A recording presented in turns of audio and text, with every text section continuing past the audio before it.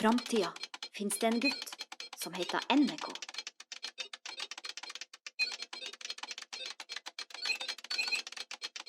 Enneko elsker dataspill. Han spiller hver dag, før skolen og etter skolen, og i helgen.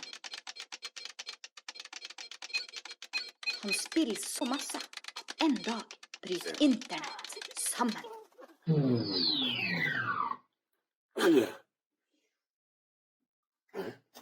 Sisandori?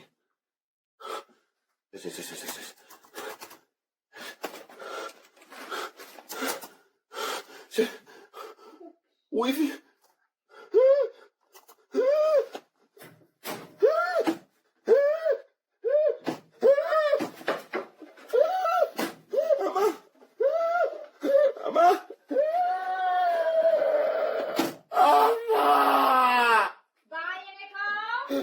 Amma, jeg tar og wifi-dik. Ei hel uke uten internett. Scherzo, ecco, ma gli assegni non sua, ma se ne vengono a dire che in confinamento non è tale. Enneko, spill fotball. Fotbollean, ma è singere cetica terak. Les ei bok, Enneko. Eccolana. Og de sperrer, ma. Kom og gjør leksen dine, da. Enneko kjeder seg.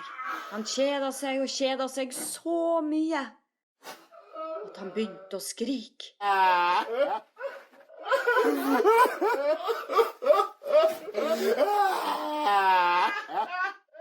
Ja, han gråt.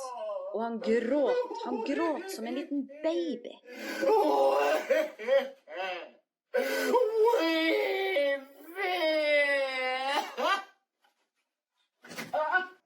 Internett var nå borte, og Enneko var sliten.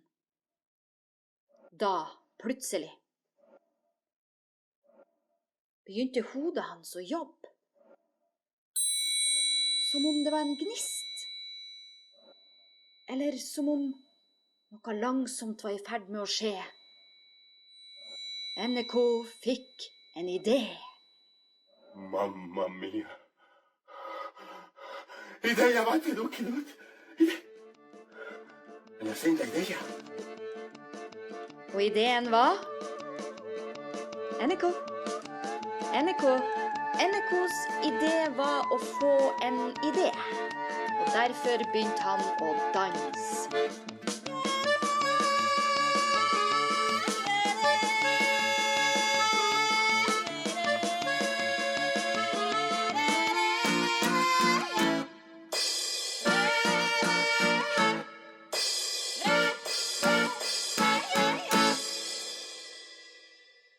Så var det akkurat som om lynet slo ned i han.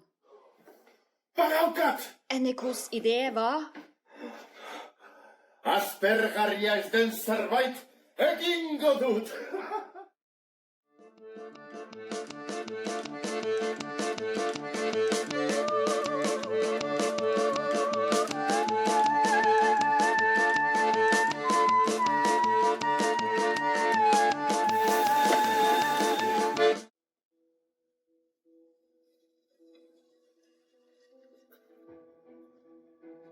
Lottudut! Patine de galari assoltudut! Enneko!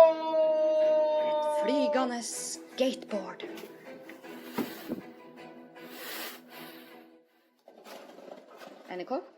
Enneko, hva gjør du?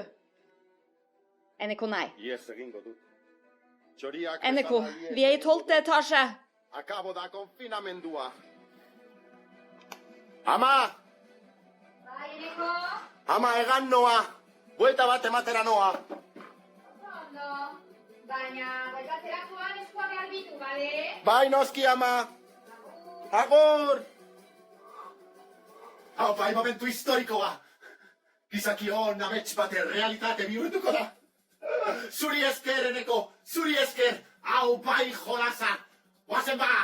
Bat! Bi! Ero! Ama!